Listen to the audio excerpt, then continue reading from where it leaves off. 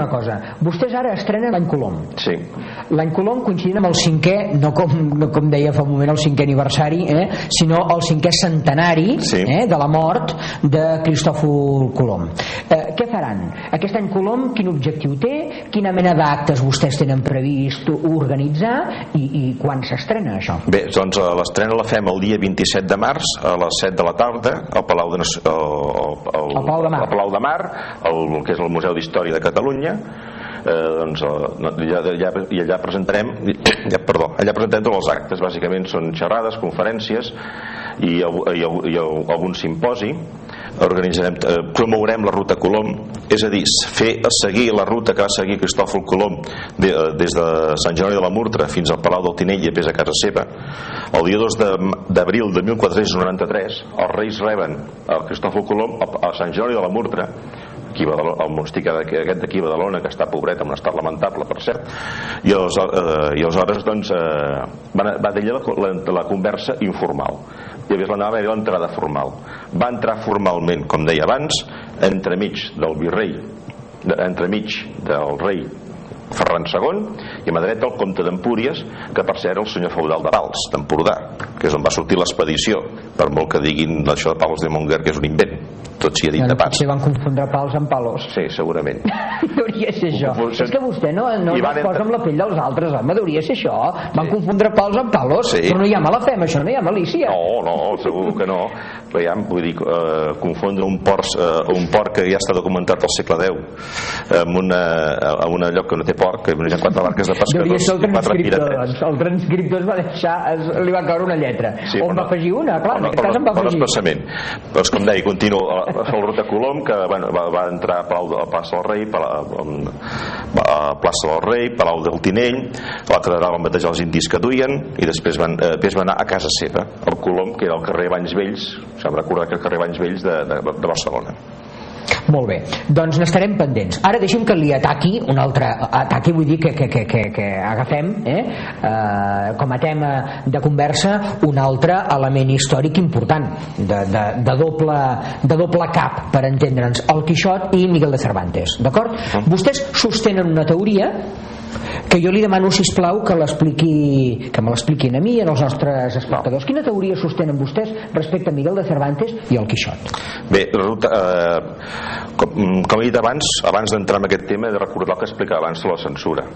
Vull dir, cap llibre es podia escriure sense l'aprovació del Consejo del Reino. Parla de l'època de Cervantes, sí, els segles XVI i XVII, sí senyor. I una de les prohibicions que molta gent no sap és que estava prohibit editar en català. Estava prohibit. No hi ha cap llei que sapiguem que surti dient es prohibeix escriure o editar en català. No, expressament no. Per rebé, tots els escriptors catalans, tant del Principat com del País Valencià i probablement de Balears, segur que s'hi van trobar també, no podien editar en català. Estava prohibit. I hi ha la tira d'escriptors, que aquí porta una llista bastant considerable, doncs que en Carruta que ja expliquen que no podien, que no deixaven editar en català. Què feien alguns? Que Franco no va ser un innovador. No, això no. L'excusa era para que entiendan todos los súbditos del rey de España. O sea, para que todo el mundo se escape detalle. Para que lo entienda todo el mundo, que diuen avui en dia. En castellano, para entienda todo el mundo. I deia, no, escolta, jo vull escriure en català. Si jo escric les cròniques de València, vull escriure la crònica de València amb la meva llengua.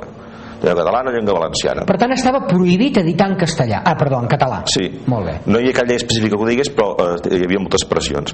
És que feia alguns es resignaven i s'estaven a publicar en castellà. Entre ells creiem que va ser aquest el Servent, el Cervantes i altres escriptors que hi ha. Altres, com Cristòfor Despuig de Tortosa, van preferir no editar.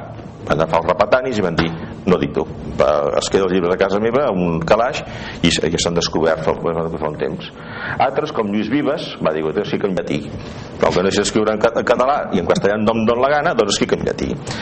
Bé, aleshores què passa?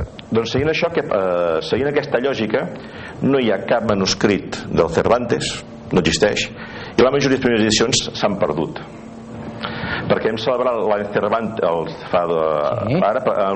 l'any del Quixot, motiu del centenari de l'edició del Quixot, i qual cosa és falsa, perquè la primera edició del Quixot va ser almenys un any o dos abans.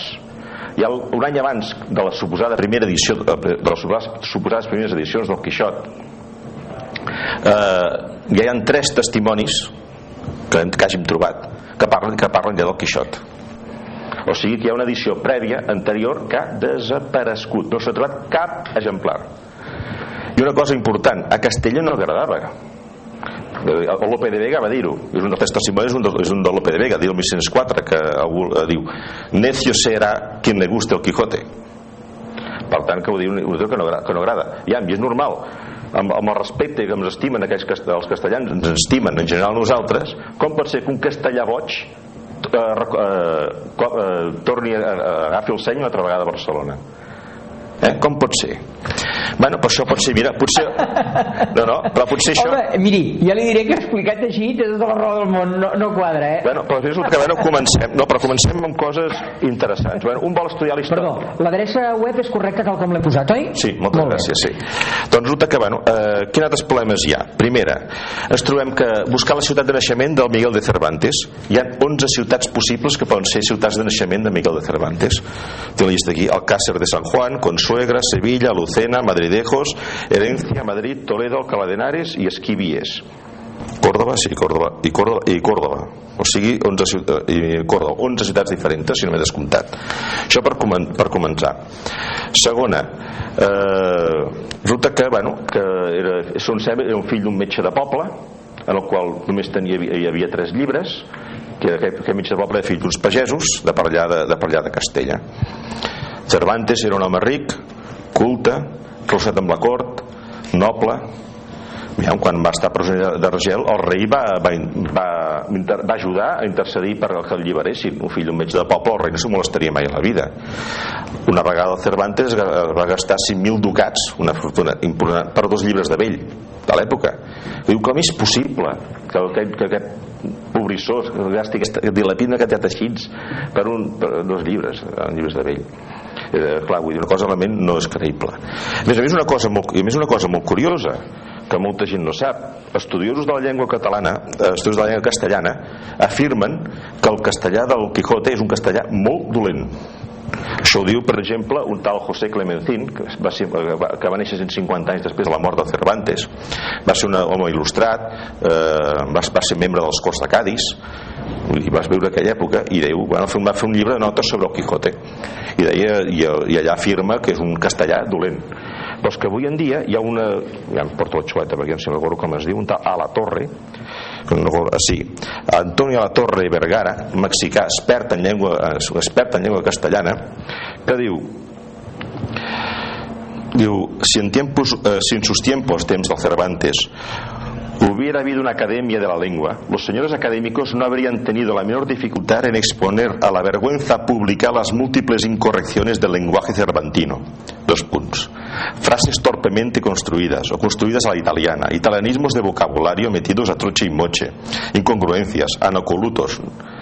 No sé si volien anacolutos o volien diccionari, o sigui que és... Sona malament això dels anacolutos. No volien diccionari, però no sé què és ben bé, però sona molt malament. Esclar, què passa? Però això ho explica el mateix que això no ho explica.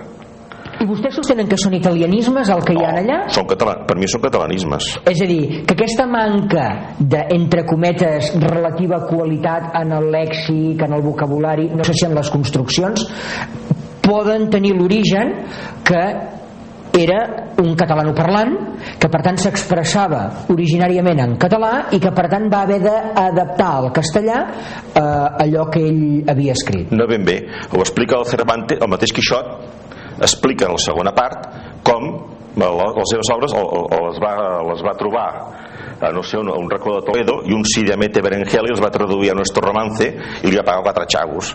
De mala gana el va donar a un traductor perquè el traduís al castellà. Per tant no va ser ell. Sembla ser que no. Bé, la teoria del Cervantes català, diguéssim, no la podem firmar amb tanta contundència com la del Colom català. El tema està molt a les beceroles. Però diguéssim, tots els indicis diuen, veiem, perquè un Cervantes castellà no encaixa, i en canvi a mesura que s'hi va introduint doncs tots els indicis van anant per aquí. Veiem, dels espanyols, un altre exemple, per exemple, dels espanyols, el Cervantes en parlava pèssimament, es deia arrogants, xulos, vanitosos.